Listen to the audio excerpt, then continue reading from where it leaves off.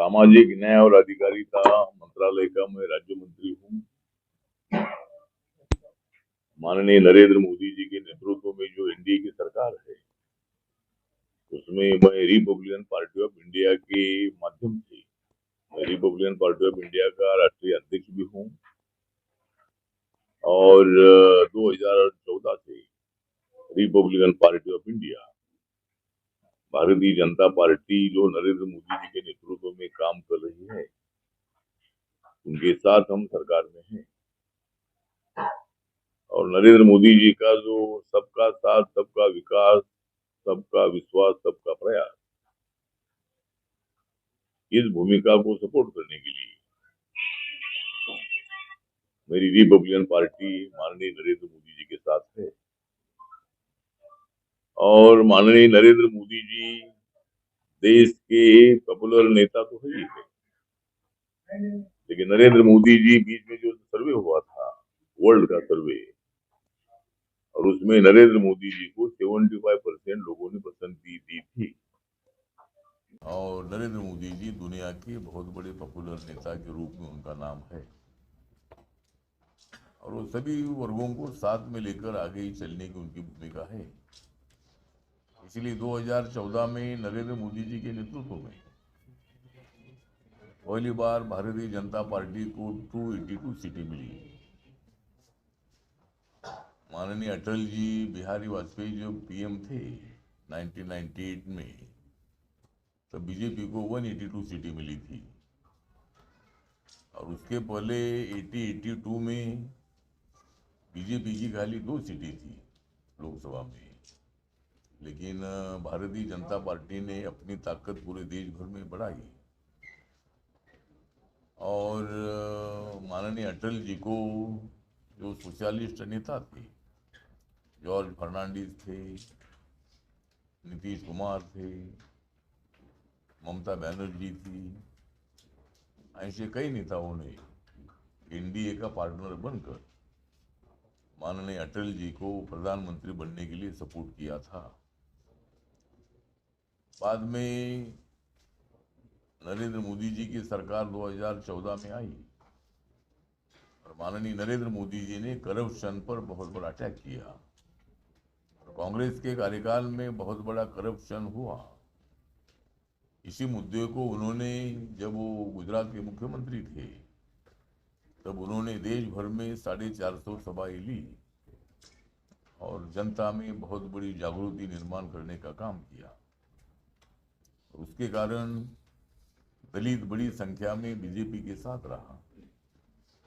Minority के लोग भी, सभी नहीं लेकिन बहुत सारे लोग बीजेपी के साथ रहे।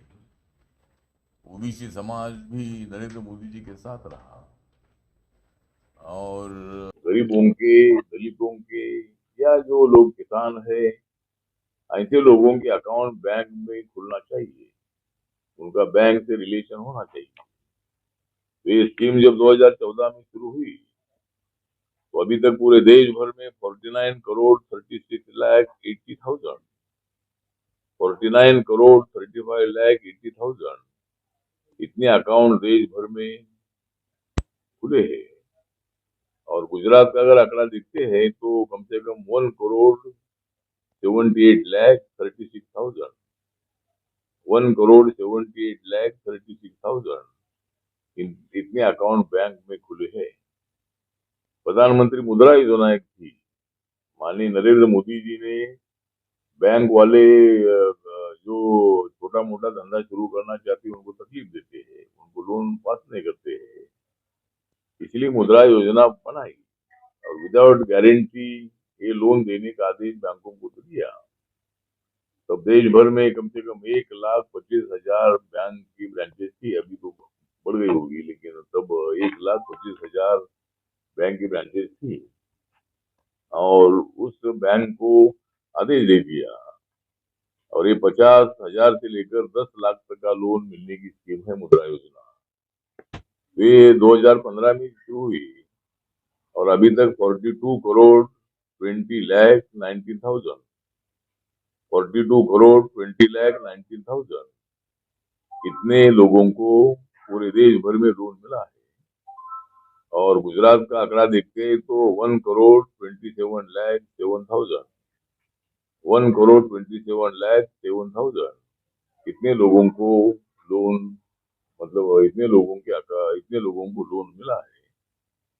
प्रधानमंत्री उज्ज्वला योजना एक है जो गैस सिलेंडर की योजना है। तो गांव गांव की महिलाएं चूल्हे पर खाना बनाती थी, वही से उनकी आंखें लाल बुंद हो जाती थी। इसलिए माननीय नरेंद्र मोदी जी ने घर घर में गैस सिलेंडर होना ही चाहिए। इसीलिए प्रधानमंत्री उज्ज्वला योजना शुरू की 2016 में। और अभी तक 9,58,59,000 इतने लोगों को गैस कलेक्शन अलॉट हुए हैं। और गुजरात में 38,43,000 इतने लोगों को गैस कनेक्शन मिले हैं। प्रधानमंत्री आवास योजना जो रूरल की है, तो वहाँ उसमें 2018 में स्कीम शुरू हुई। और अभी तक 2,09,52,000 इतने लोगों को मकान मिले हैं।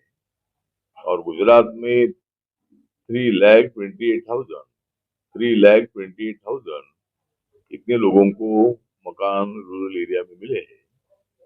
प्रधानमंत्री आवास योजना अर्बन की जो है, उसमें अभी तक 75,31,000 इतने लोगों को देश भर में आवास मिले हैं। और गुजरात में 8,80,000 8,80,000 इतने लोगों को मकान मिले हैं। प्रधानमंत्री आरोग्य योजना जो है, जन आरोग्य योजना, आयुष्मान भारत योजना, उसमें एक फैमिली को हर साल में मेडिकल ट्रीटमेंट के लिए 5 लाख रुपए देने की स्कीम है। तो ये स्कीम के अंतर्गत अभी तक 5,05,29 लाख इतने लोगों को देश भर में ये इसका फायदा हुआ है। और गुजरात में 40,85,000 इतने लोगों को मतलब ये लोन अभी तक मिला है। तो जो मेरा मंत्रालय शेड्यूल कास्ट, DNT, OBC, दिव्यांगजन, सीनियर सिटीजन, ट्रांसजेंडर, ऑर्फन लोग, अनाथ लोग, ऐसे लोगों को मदद करने का काम मेरा मंत्रालय करता है। और मेरे मंत्रालय का 23-24 का बजट 1,59,59,000 करोड़ का है। एक मेन स्कीम हमारी स्कॉलरशिप की है। तो स्कॉलरशिप की जो हमारी स्कीम है, तो गवर्नमेंट ऑफ इंडिया के नाम से स्कॉलरशिप ये है। तो पहले ये था कि कांग्रेस के जमाने में स्कीम शुरू हुई और खाली 10% पैसा भारत सरकार का होता था और 90% उसमें पैसा स्टेट गवर्नमेंट को देना पड़ता था। लेकिन हमारे मंत्रालय ने, माननीय मोदी सरकार ने निर्णय लिया और उसमें 60% पैसा भारत सरकार का और 40% पैसा स्टेट गवर्नमेंट का, इसी तरह का स्कीम हमने बनाई है। और स्टेट को बहुत ही बड़ा आधार देने का काम हमने किया है। पूरे देश भर में अगर हम देखते हैं तो जो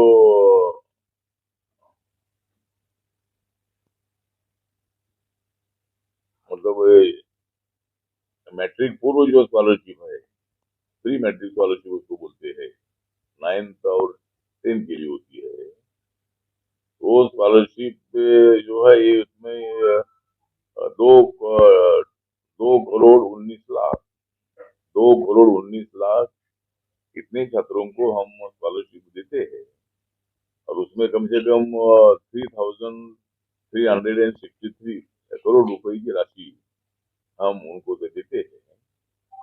और पोस्ट मैट्रिक स्कॉलरशिप जो होती है, उसमें कम से कम 4,58 करोड़ इतने SC स्टूडेंट को हम स्कॉलरशिप देते हैं।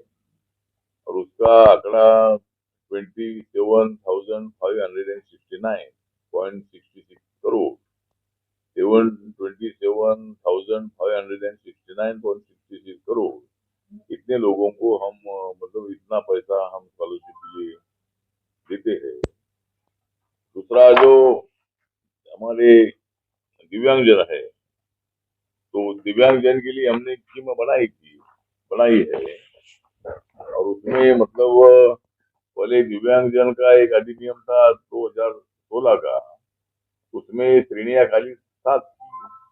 तो 7 के आइडेंटिफिकेशन के बाद उनको दिव्यांगजन का सर्टिफिकेट मिलता था, लेकिन हमने उसको बढ़ाकर 21 कर दी है श्रेणियां। और उसमें पहले 3%, 4% आरक्षण मिलता था, लेकिन हमारे मंत्रालय ने निर्णय लिया है कि 4% जो आरक्षण है, ये सरकारी नौकरियों में 4% आरक्षण, और शिक्षा में 5% आरक्षण दिव्यांगजनों को मिलना चाहिए। इसी तरह का भी एक निर्णय हमने लिया है। दिव्यांगजन की देश भर में संख्या 2 करोड़ 68 लाख, 2 करोड़ 68 लाख इतनी देश भर में दिव्यांगजनों की संख्या है। और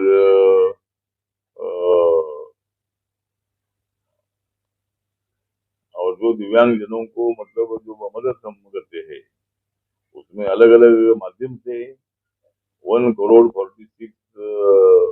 पॉइंट 46 करोड़ दिव्यांगजनों को ईडी कैंप है, बाकी उनको लोन है, ऐसे माध्यम से हमने उनको मदद की है। तो हमने बहुत सारे लोगों को मदद करने का काम हम करते हैं।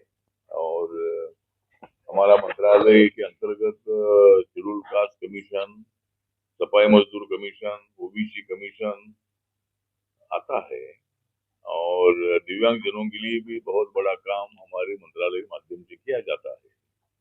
माननीय नरेंद्र मोदी जी के जन्म दिवस पर एक बार नवसारी में बहुत बड़ा कैंप हुआ था, और उसमें बहुत सारे क्षेत्र में वर्ल्ड रिकॉर्ड करने का भी काम किया था।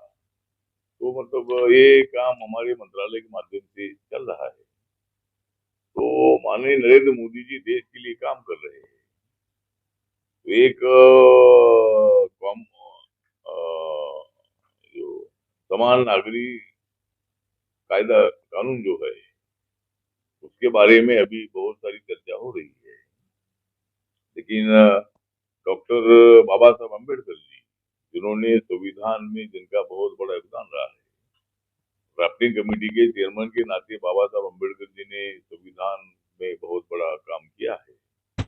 और संविधान के शिल्पकार करके बाबा साहब का नाम पूरे देश भर में है, दुनिया भर में है। माननीय नरेंद्र मोदी जी बाबा साहब अम्बेडकर जी के संविधान का रिस्पेक्ट करते हैं। 2019 में दिल्ली के सेंट्रल हॉल में एक कॉन्स्टिट्यूशन का किताब रखकर, उसको माथा टेक कर नरेंद्र मोदी जी ने शपथ ली है, प्रतिज्ञा ली है कि इस संविधान का भारत में खड़ा करूंगा, विकास की दिशा से मैं आगे बढ़ूंगा, सब जाति वर्गों को न्याय देने का काम मैं करूंगा। और इसीलिए कांग्रेस के तरफ से जो प्रचार होता है कि भाई ये लोग संविधान बदलेंगे, तो जो एनडीए की सरकार है, माननीय नरेंद्र मोदी जी देश के प्रधानमंत्री है, तो संविधान बदलने का विषय बिल्कुल आता नहीं है। ये सरकार संविधान को बदलने का बिल्कुल विचार नहीं करती है, लेकिन ये झूठा प्रचार विरोधी दलों के माध्यम से होता है। तो इसीलिए, और हिंदू मुस्लिमों ने अगर एकता पैदा करनी है, तो समान नागरिक कानून पास होना चाहिए। इसी तरह की मेरी पार्टी की भी मांग है। मेरी पार्टी इस कानून का पूरा सपोर्ट करती है। और बाबा साहब अम्बेडकर जी भी चाहते थे कि भाई समान नागरिक कानून होना चाहिए। तो नहीं होने से हिंदू समाज में एक असंतोष हमेशा रहता है कि भाई ये कानून हमारे लिए, उनके लिए नहीं है। तो मैं मुस्लिम आवाम को भी बताना चाहता हूँ कि भाई ये कानून बनेगा, तो ये कानून आपके खिलाफ नहीं हुआ। ये कानून मतलब मुस्लिम समाज के खिलाफ है। इसी तरह का जो गलत प्रचार अपोजिशन के लोग कुछ कर रहे हैं, तो उनमें कुछ दम नहीं है। लेकिन बहुत सारे अपोजिशन के लोग भी इस कानून का सपोर्ट जब कानून आएगा तो पार्लियामेंट में क्या करेगी। सभी पार्टियों को मेरा अपील है, भाई ये कानून सबके लिए है, देश की एकता को मजबूत करने के लिए है। इसलिए राजनीति बाजू में रखकर इस कानून का सबने सपोर्ट करना चाहिए। इसी तरह की भी सूचना, इसी तरह का भी आह्वान मेरा सभी पॉलिटिकल पार्टियों के लिए है, और इसमें राजनीति करने की बिल्कुल आवश्यकता नहीं है। तो ये कानून पास होना चाहिए, और माननीय नरेंद्र मोदी जी के खिलाफ सभी विरोधी दल के लोग इकट्ठा कर अकेले नरेंद्र मोदी जी का विरोध कर रहे हैं। मैं उनको सवाल करना चाहता हूं कि भाई आपके पास प्रधानमंत्री के लिए कौन कैंडिडेट है। हर पार्टी का नेता बोल रहा है कि मैं प्रधानमंत्री को बनूंगा, तो तुमको बहुमति मिलेगा नहीं तो तुम कैसा बनेगी। और चुनाव तक आप बोलो, चुनाव तक आप सपना का देखो, लेकिन चुनाव के बाद नरेंद्र मोदी ही देश के प्रधानमंत्री बनेगी। और हमको एनडीए को 325 से लेकर 350-60 तक हमको सीटें मिल सकती है। हमने जो काम किया है ये लोगों के पहुंचा है। नेशनल हाईवे पूरे देश भर में 4 लेन 6 लेन के बहुत अच्छे बन रहे हैं। कांग्रेस के कार्यकाल में 70 साल कांग्रेस सत्ता में रही, लेकिन नेशनल हाईवे कभी 4 लेन हुए नहीं, सिंगल रोड से हमको जाना पड़ता था। लेकिन जब से माननीय नरेंद्र मोदी जी की सरकार आई है, तब से पूरे नेशनल हाईवे पूरे देश भर में, पुराने नेशनल हाईवे भी डेवलप हुए हैं, नए नेशनल हाईवे भी हमारे नितिन गडकरी जी ने बनाए हैं, और बहुत ही अच्छा काम ये चल रहा है। इसलिए 2024 में कितनी भी कोशिश करे, लेकिन नरेंद्र मोदी जी ही प्रधानमंत्री बनेगी, एनडीए की सरकार आएगी, और जनता हमारे साथ है। जनता हमारे साथ है तो डरने की क्या बात है। तो जनता तो हमारे साथ है, ये नेता की हमको जरूरत नहीं है, ये नेता तो विरोध करने वाली है। और माननीय राहुल गांधी जी को भी हमारा निवेदन है कि आप जितना ज्यादा नरेंद्र मोदी जी का विरोध करते रहोगी, उतनी आपकी ताकत कम होती जाएगी। आपको अच्छे कामों के लिए नरेंद्र मोदी जी का साथ देना चाहिए। जब पार्लियामेंट में एक बार आपने भाषण करने के बाद नरेंद्र मोदी जी को गले से गला लगाया था, तो मतलब वो जब अच्छा काम वो करते हैं तो गले से गला लगाओ। और देश के विकास में आप भी हमको सहयोग देना चाहिए। कांग्रेस पार्टी ने हर विषय पर राजनीति नहीं करनी चाहिए, उल्टी सीधी बातें नहीं करनी चाहिए। और हम कोई राहुल गांधी जी के विरोध में नहीं है, मतलब वो पार्टी के माध्यम से हम विरोध में है, लेकिन व्यक्तिगत लेवल पर हम माननीय नरेंद्र मोदी जी और कोई भी राहुल गांधी के खिलाफ नहीं है। तुमको जितनी यात्रा करनी उतनी करते रहो, तुम यात्रा करते रहो, हम सरकार चलाते रहेंगे। और मतलब आपको कोई प्रधानमंत्री बनने का मौका मिलेगा नहीं, और आपको कोई बाकी के लोग भी सपोर्ट नहीं करेंगे। ममता बनर्जी जी बोली कि मैं प्रधानमंत्री बनने वाली हूँ, अखिलेश यादव बोल रहे मैं प्रधानमंत्री बनने वाला हूँ, वहाँ शरद पवार बोलने रहे, लेकिन उनकी पार्टी बोलती है प्रधानमंत्री बनेगी। माने उद्धव ठाकरे बोलती है कि मैं भी कैंडिडेट हूँ प्रधानमंत्री का। चंद्रशेखर राव बोलती है कि भाई मैं भी प्रधानमंत्री का कैंडिडेट हूँ। वहाँ नीतीश कुमार बोलती है कि भाई मैं भी कैंडिडेट हूँ। तो हर पार्टी का वहाँ आम आदमी पार्टी के भी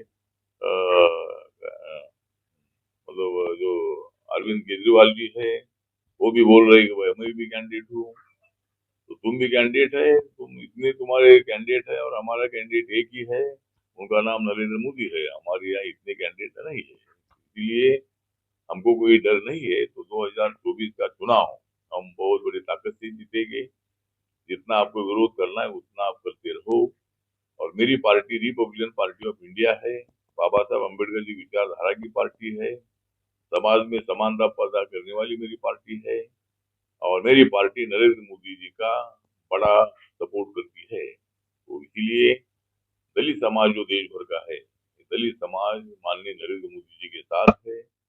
और इसीलिए मुझे लगता है कि हमें कोई दिक्कत नहीं है। हम 2024 का चुनाव बहुत बड़ी ताकत से जीतेंगे।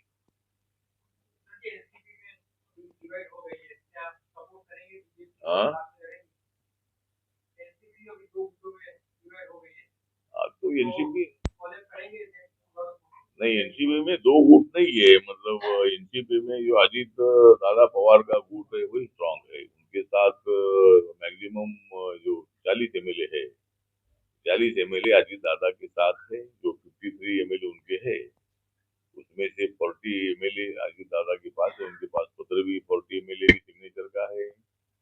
इसीलिए हमारी ताकत महाराष्ट्र में बढ़ गई है। और बीजेपी, शिवसेना, राष्ट्रवादी कांग्रेस, एनसीपी और आरपीआई मिलकर हम आने वाला चुनाव बहुत बड़ी ताकत से जीतेंगे। और महाराष्ट्र में 40 से ज्यादा सीटें हमको मिलेगी। और विधानसभा के चुनाव में 200 से ज्यादा सीटें हमको मिलेगी। तो ये अजीत दादा को कोई हमने इधर नहीं लाया है, वो खुद हमारे पास आए हैं। और जो आते हैं उनका स्वागत करने का काम हमारा है। हम हमारी ताकत बढ़ाने के लिए यहाँ बैठे हैं।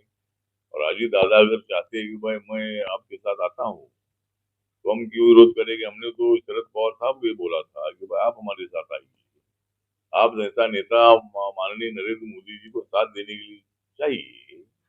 और अभी अजीत दादा ने जो एक्सपोज किया है कि शरद पवार साहब ने ही बीजेपी के साथ 2-3 बार मीटिंग की थी, लेकिन उन्होंने निर्णय लिया नहीं।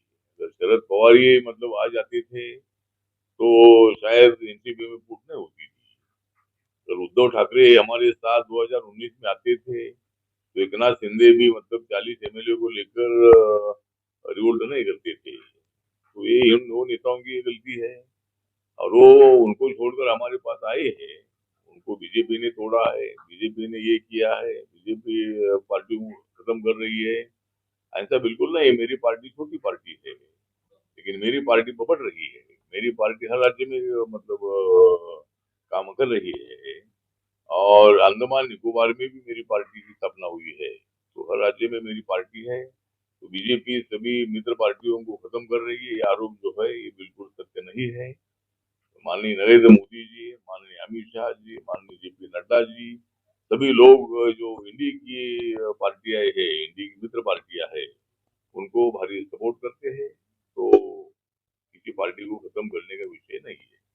सर, बताया जा रहा है कि शिंदे गुट के कई विधायक जो है फिर से एक बार उद्धव ठाकरे के संपर्क में, क्योंकि उनको उम्मीद थी मंत्रालय मिलेगा, पर अचानक से अजीत पवार की एंट्री होती है। उनकी पार्टी से 9 लोगों को मिनिस्टर बनाया जाता है। अभी मंत्रिमंडल के बंटवारे को लेकर भी चर्चा चल रही है। इन खबरों को लेकर क्या करेंगे आप? हाँ, तो मतलब चर्चा ये है कि भाई जो 16 एमएलए को डिस्क्वालिफिकेशन का कोर्ट का आदेश है, सुप्रीम कोर्ट ने जो विधानसभा के अध्यक्ष है उनको मतलब सूचना दी है कि आप जल्दी जल्दी 3 महीने के अंदर इसका निर्णय लेना है। तो मुझे लगता है कि अभी डिस्क्वालिफिकेशन नहीं होगा ऐसा हमको लगता है। लेकिन अगर डिस्क्वालिफिकेशन होता है तो भी मतलब एकनाथ शिंदे जी हमारे साथ ही रहेगी। कोई जो एमएलए आए हैं वो दोबारा उद्धव ठाकरे जी के पास जाएंगे नहीं। और हम उनको जाने नहीं देंगे। हम तो उनको हमारे साथ रखेंगे। और बाकी आगे क्या करना है वो देखेंगे। आगे क्या, अजीत दादा पवार भी हमारे साथ है, देवेंद्र फडणवीस भी, दोनों डिप्यूटी सीएम है। दोनों में से अगर ऐसा कुछ होता है तो दोनों में से एक चीफ चीफ मिनिस्टर बनेगा। लेकिन शिवसेना के जो मंत्री, जो दूसरे मंत्री है, ये अगर ऐसा डिस्क्वालिफिकेशन में कुछ ऐसा गड़बड़ होता है तो शिवसेना के भी दूसरे लोगों को भी मंत्री बनाने का विचार जरूर बीजेपी करेगी। और हम एक साथ साथ आगे जाएगी। तो सर, ये माना जा सकता है कि ये डर था कि 16 एमएलए डिस्क्वालीफाई हो सकते हैं, इसलिए पहले से एनसीपी को साथ में लाया जाए। यदि डिस्क्वालीफाई होता है तो मतलब मुख्यमंत्री भी बचा जाएगा। हाँ, मतलब अगर ऐसा डिस्क्वालिफिकेशन होता है तो मुख्यमंत्री ऑटोमेटिकली बदल सकता है। लेकिन अजीत दादा को हमने लाने का विषय नहीं। अजीत दादा ही कई दिनों से चाहते थे कि भाई बीजेपी के साथ जाना चाहिए। जो अजीत दादा ने अभी बोला है कि भाई अगर आप शिवसेना के साथ जाते हैं। अजीत दादा ने एक जानकारी दी है कि 2014 में माननीय शरद पवार साहब ने बाहर से बीजेपी का समर्थन अनाउंस किया था। और 2017 में भी मतलब बीजेपी के साथ उनकी मीटिंग हुई। और शरद पवार साहब ने बोला कि अगर हमको सूचना नहीं चलेगी, अगर हमको आप साथ में लेना चाहते हैं तो शिवसेना को बाहर करो। तो देवेंद्र फडणवीस ने बोला कि भाई शिवसेना तो हमारी इतने सालों की मित्र पार्टी है, उनको हम अलग नहीं कर सकते, वो हमारे साथ आए हैं। तो फिर बोले नहीं, हम आपके साथ आएंगे नहीं, शिवसेना से हमारा जमेगा नहीं। ऐसा पवार साहब बोले थे, ऐसा अजीत दादा ने अभी बोल दिया है। इसीलिए मतलब लेकिन बाद में उन्होंने शिवसेना के साथ अलायंस किया और उद्धव ठाकरे को मुख्यमंत्री का बनाया। तो उद्धव ठाकरे की 56 सीटें थी, 54 सीटें मतलब एनसीपी की थी, 44 सीटें कांग्रेस की थी, 103 सीटें बीजेपी की थी, 2 सीटें आरपीआई की थी और 11-12 इंडिपेंडेंट का हमको सपोर्ट था तो शुरू में। तो इसीलिए मतलब अजीत दादा ने जो रिवोल्ट किया है वो इसलिए किया है कि भाई पवार साहब ने निर्णय नहीं लिया, इसीलिए ऐसा हुआ। इसीलिए हमने कोई अजीत दादा को लाया नहीं है और अजीत दादा खुद आए हैं, तो इसीलिए हमने उनका स्वागत किया है। मध्य प्रदेश में चीफ मिनिस्टर ने दलित का पैर धोया, मध्य प्रदेश में मुख्यमंत्री ने दलित का पैर धोया, ये हाँ मध्य प्रदेश में जो पेशाब कांड के बाद पेशाब कांड मुख्यमंत्री ने किसी का पैर धोया। उसका कहना ये है कि इसमें दलितों के ऊपर हमले बढ़ रहे हैं, जो आदिवासी हुई थी।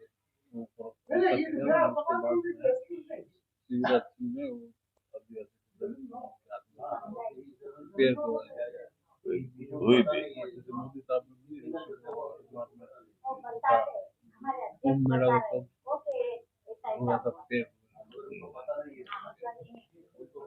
नहीं, मुझे उसके बारे में पता नहीं, लेकिन अगर ऐसा वो दलित का पैर धोने का काम अगर हुआ होगा तो दलित और सवर्णों में एकता पैदा करने का काम, दलितों को रिस्पेक्ट देने का काम हर राज्य में होना चाहिए। जिस तरह पहले जमाने में अत्याचार और भी ज्यादा होते थे, अभी समाज एक साथ आ रहा है और हर साल में कम से कम 1.5 लाख से ज्यादा इंटरकास्ट मैरिज होती है। और अगर अपन गुजरात का आंकड़ा देखते हैं तो 22-23 में 1170 इंटरकास्ट मैरिज हुए हैं, 1170 22-23 में, और 21-22 में 1030 इंटरकास्ट मैरिज हुए हैं। और इंटरकास्ट मैरिज करने वालों को 2,50,000 रुपए इतना पैसा स्टेट गवर्नमेंट की तरफ से मिलता है। तो पहले अत्याचार ज्यादा होते थे, आज भी अत्याचार होते हैं, कभी कभी अत्याचार होते भी है, लेकिन सवर्ण समाज के बहुत सारे लोग हमको सपोर्ट करने के लिए आगे आ रहे हैं।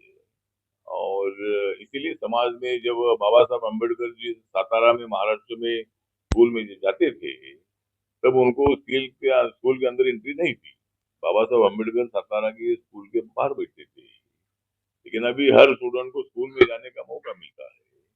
बड़े बड़े जो मंदिर जहाँ जहाँ है वहाँ दलितों को कोई पाबंदी नहीं है और एक दूसरे के साथ खाना पीने का काम, पीने का कितना होता है मालूम नहीं है, लेकिन खाने का काम तो जो है ये मतलब एक साथ मित्र जो स्टूडेंट है एक साथ बैठते हैं। अभी हम भी जहाँ जहाँ जाते हैं अधिकारी अलग अलग जाति के होते हैं, हमारे साथ मीटिंग करते हैं, तो मतलब काफी चेंज हो रहा है। लेकिन खबर पहुंचता है कि गुजरात में क्या क्या होता है, घोड़े से उतार लिया जाता है, मुख्य युद्ध करने के लिए पीट दिया जाता है, मोटरसाइकिल से उतार लिया जाता है, ये सब खबर आपको पहुंचता है? नहीं नहीं, अत्याचार वो सब जानकारी हमको मिलती है। हमने हमने एट्रोसिटी जो अत्याचार करते हैं उनको जेल में डालते हैं।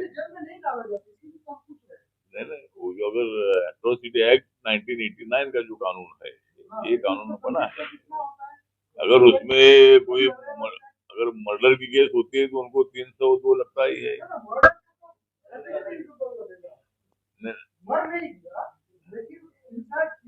ठीक है ना, जो 1989 atrocity act non valuable offence है, जो आप बता रहे हैं कि वो ऐसी कोई केसेस होगी तो जरूर मैं पुलिस ऑफिसर से बात करूंगा और मेरे पास जो भी लोग संपर्क करते हैं उनको हम मतलब उनके ऊपर कार्रवाई करने के लिए बोलते हैं। आज भी गुजरात में नहीं, हर राज्य में दलित पर अत्याचार हो ही रहे हैं। लेकिन मैंने ये बताया कि समाज में काफी परिवर्तन भी हो रहा है। अत्याचार करने वाली भी कुछ मेंटेलिटी है, लेकिन गांव में दलितों को सपोर्ट करने वाले भी लोग होते हैं। इसीलिए मुझे लगता है कि हम सब लोग मिलकर आगे बढ़ना चाहिए, और मैं सभी सवर्ण समाज को भी आह्वान करना चाहता हूँ कि हम सब लोग मिलकर आगे बढ़ना है। देश को देश का विकास करना है, जाति व्यवस्था को खत्म करना है। कानून से जाति व्यवस्था खत्म हुई है, लेकिन आज भी जाति व्यवस्था गांवों में कुछ जगह पर, जो आपने बोला कि ऐसा कुछ जगह पर है, तो उसको खत्म करने के लिए सोशल वर्कर ने, पॉलिटिकल लीडर ने आगे आना चाहिए, और अपने अपने गांव में ऐसा ना हो इसके लिए कोशिश करनी चाहिए। आपने बता सकते हैं गुजरात के कितने गांव में अनटचेबिलिटी प्रथा नहीं चल रहा है? गुजरात में अनटचेबिलिटी जो है ये मानने वाले भी कुछ लोग है गांव में। जो मैंने आपको बोला कि गांव में जिस तरह भी बाबा साहब, अभी वैसा आंकड़े तो अभी नहीं है, लेकिन अभी जो दलित समाज के साथ दोस्ती करने वाले, उनको सपोर्ट करने वाले भी लोग गांव में हैं। लेकिन कुछ लोग जो है, कुछ लोग दलित का विरोध करने वाली मेंटेलिटी उनकी है। जिस तरह कोई इंटरकास्ट लव मैरिज होता है, उसका विरोध करने वाले भी लोग है कि वह हमारे घर की लड़कियां, लड़के ने दलित लड़के लड़की के साथ शादी की, अच्छा नहीं है, ऐसा बोलने वाले भी लोग हैं। तो ऐसा होता है, मतलब अनटचेबिलिटी कुछ गाँवों में है, लेकिन जरूर उसको कानून से खत्म किया है। सर दूसरों को मौका देंगे। महाराष्ट्र उद्धव ठाकरे ने एक बयान दिया है, दूसरों को भी मौका दें। देवेंद्र फडणवीस को कलंक बताया है, अमर्यादित भाषा का उपयोग हो रहा है राजनीति में, खास करके महाराष्ट्र में। क्या कहेंगे? मुझे लगता है कि महाराष्ट्र में राजनीति एकदम गर्मा गर्म हो रही है, और एक दूसरे पर आरोप प्रत्यारोप करने का काम हो रहा है। तो मुझे लगता है कि माननीय उद्धव ठाकरे जी मुख्यमंत्री भी रहे हैं, एक पार्टी के नेता भी है, और देवेंद्र फडणवीस जी के साथ उनकी अच्छी दोस्ती भी रही है। कि नागपुर में जाकर उन्होंने बोला है कि भाई ये मतलब महाराष्ट्र के लिए कलंक है। तो इसी तरह का शब्द प्रयोग करना ठीक नहीं है। इतने आरोप उल्टे सीधे करना अच्छी बात नहीं है। और उद्धव ठाकरे जी का संतुलन बिगड़ चुका है।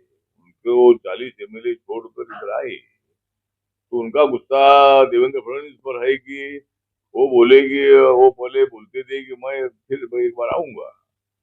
तो अभी जब उनको सवाल किया कि भाई अभी तो आप आ गए, लेकिन देवेंद्र फडणवीस बोलते हैं मैं अकेला नहीं आया, मैं एकनाथ शिंदे को लेकर आया, और खाली एकनाथ शिंदे को लेकर आया नहीं, तो अजीत दादा पवार को भी लेकर आया। तो ये देवेंद्र फडणवीस बोलते हैं। तो जो आरोप ये माननीय उद्धव ठाकरे कर रहे हैं, उन्होंने ऐसा नहीं करना चाहिए। वो मोदी जी पर भी उल्टी सीधी बात कर रहे हैं, और इसका परिणाम अच्छा नहीं होगा, और उनको चुनाव में बहुत बड़ा नुकसान होगा। आज आपने जो मीटिंग की है, तो क्या उस मीटिंग के बारे में बताएंगे, और आपने स्टेट गवर्नमेंट को क्या इंस्ट्रक्शन? हाँ, तो मतलब यहाँ मैंने जो रिव्यू है, यहाँ जो हमारी स्कीमें चलती है, उसमें हमने रिव्यू लेने का काम भी किया। जिस तरह यहाँ दलित का पॉपुलेशन 6.74% है, शेड्यूल कास्ट का पॉपुलेशन जो है, और इसमें जो दलित स्टूडेंट जो है, तो कम से कम 2,07,000 से ज्यादा स्टूडेंट को स्कॉलरशिप मिलती है। ये भी हमको उन्होंने बताया है। दूसरा, इंटरकास्ट मैरिज का भी हमने रिव्यू लिया है, और उसके लिए वो भी है काम। दूसरे, आश्रम स्कूल जो है 25 आश्रम स्कूल है, और हॉस्टल यहाँ 20 है गवर्नमेंट, उसमें 12,000 स्टूडेंट है। और दूसरे समरस का हॉस्टल 20 है। दूसरे गवर्नमेंट हॉस्टल 79 है, उसमें 6,000 स्टूडेंट है। ये 20 इसमें 12,000 स्टूडेंट है। एनजीओ के भाया 577 हॉस्टल है, और इसी तरह मतलब बहुत सारी योजनाएं हैं, तो जो हमने रिव्यू ले लिया है, और हमने बोला है कि जो भी आपको भारत सरकार की तरफ से मदद चाहिए हमारे मंत्रालय की तरफ से, वो पूरी मदद गुजरात के सोशल जस्टिस मिनिस्टर को मिलेगी। कोई ऐसी बात जो आप शायद सेटिस्फाइड ना हो गुजरात में आपके मंत्रालय के परफॉर्मेंस? सेटिस्फाई तो है, जो स्कीम है उसमें थोड़ा सा एक विषय था कि जो दिव्यांगजन लोग है यहाँ, दिव्यांगजनों की जो संख्या, मैंने वो बोला कि पूरे देश भर में दिव्यांगजन की संख्या जो है ये 2,68,000 है, 2,68,00,000 है 2011 की जनगणना के मुताबिक। लेकिन गुजरात में अगर देखते हैं तो गुजरात में 3,61,000 इतने दिव्यांगजनों की संख्या है, और उसमें 31,000 दिव्यांगजनों को पेंशन मिलती है। लेकिन जो हमारी मैडम नैना तोमर जी जो सेक्रेटरी है, उन्होंने बोला है कि उसमें बीपीएल का एक अर्थ है, मतलब ये दिव्यांगजन को लिए अगर ये पेंशन देना है तो बीपीएल के अर्थ होने से बहुत सारे लोगों को पेंशन नहीं दे सकते, और ये मंथली 1,000 रुपए पेंशन मिलती है। तो थोड़ा बीपीएल को उसमें हटाओ, ऐसा उन्होंने सूचना दी है। तो मैंने आश्वासन दिया है कि जरूर मैं मंत्रालय के साथ बातचीत करके दिव्यांगजन के लिए इनकम का ठीक है, लेकिन बीपीएल का होना चाहिए, ये उससे अनेक दिव्यांगजनों को मदद नहीं हो पाती है। तो इसके लिए वही मुद्दा उन्होंने रखा है, जरूर हमारा मंत्रालय उस पर विचार करेगा। यूसीसी पे जिस तरह का अरविंद केजरीवाल ने उनका स्टैंड बन रहा है, हाँ? आदिवासी समाज उसको विरोध कर रहे हैं क्या यूसीसी पे समान। और दूसरा सवाल पे सर, आप सोशल जस्टिस आपका डिपार्टमेंट है, कौन जा रहा है? यूनिफॉर्म सिविल कोड समान हाँ, तो आदिवासी अभी कोई एक आधा संगठन होगा, सभी आदिवासी विरोध कर रहे हैं ऐसा बिल्कुल नहीं है, क्योंकि समान नागरिक कानून का कोई निगेटिव इफेक्ट ट्राइबल के लिए कुछ होने वाला नहीं है इसमें। समर्थन कर रहे थे, अब वो उन्होंने समर्थन ठीक है, अगर कोई अभी कोई विरोध, अगर लोकतंत्र में क्या करना है वो हर एक को अधिकार है, लेकिन ये कानून आदिवासी विरोधी नहीं है, ये कानून दलित विरोधी नहीं है, ये कानून हिंदू विरोधी नहीं है, ये कानून मुस्लिम विरोधी नहीं है, मतलब ये कानून सबके लिए है। और इसीलिए इस कानून को बनाना बहुत बड़ा जरूरी है। और ऐसे निर्णय कभी कांग्रेस पार्टी नहीं लेती थी, डेयरिंग करने का काम नहीं करती थी, लेकिन जिस तरह जम्मू कश्मीर में 370 कलम को हटाने का काम हुआ, वहाँ तिरंगा झंडा लहराने का काम हुआ, वहाँ आर्मी को कोई अधिकार नहीं था, इसीलिए आतंकवादी एक्टिविटीज बहुत ज्यादा होती थी। और वहाँ अगर एक आतंकवादी मर जाता था तो उसको हजारों लोग उनकी अंत्य यात्रा में ले जाते थे, लेकिन अभी एक भी आदमी नहीं जाता, उनकी फैमिली के लोग जाकर ही मतलब उनका अंतिम करते हैं अगर कोई ये होता है तो।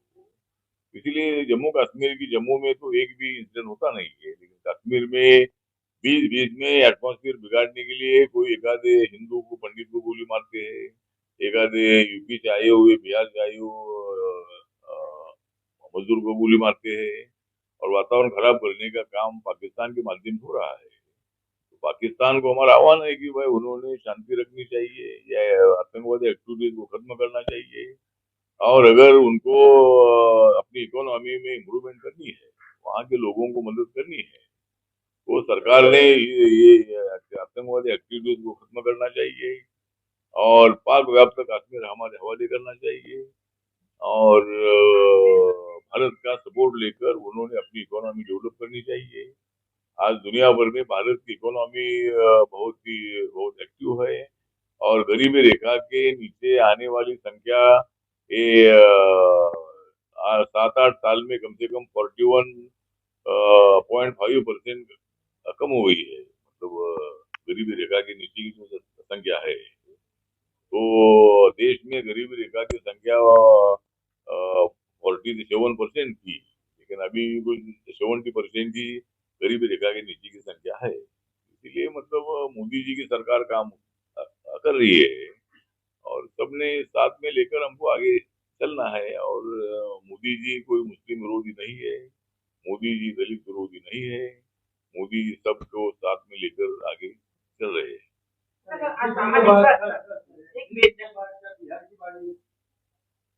एक के बाद बिहार की बारी है, ऐसा कहा जाता है कि बिहार की सरकार भी ज्यादा जीतने वाली है, क्या कहेंगे? हाँ, मतलब अभी महाराष्ट्र के बाद बिहार की अ, महाराष्ट्र के बाद है बिहार की बारी। महाराष्ट्र के बाद है बिहार की बारी, क्योंकि जाग रही है बिहार की नारी। मतलब बिहार के लोग ही जाग रहे हैं। और माननीय नीतीश कुमार जी ने जो चाल खींची है, वो आरजेडी को छोड़कर बीजेपी के साथ आए, बीजेपी को छोड़कर अभी आरजेडी के साथ गए। तो इससे उनके एमएलए में बहुत बड़ी नाराजगी है। तो जरूर महाराष्ट्र के बाद बिहार में भी ऐसा कोई बंद मतलब जनता दल यूनाइटेड में हो सकता है और वहाँ की सरकार गिर सकती है। सर, यहाँ पे जो विडो महिला जो विधवा महिला है उनको केवल 1200 पर मंथ दिया जाता है। हाँ, तो मतलब ये स्कीम है अभी वो सर 1200 रुपए तुरंत देता है, उसके बढ़ाने की जो मैनिफेस्टो में डिमांड भी रखी है। नहीं, ठीक है। अभी जो स्कीम है तो अभी 1200 रुपए की स्कीम है, तो आगे आगे सरकार बढ़ाएगी। तो सभी पत्रकारों का हार्दिक आभार है। आप चाय पीकर जाइए। चाय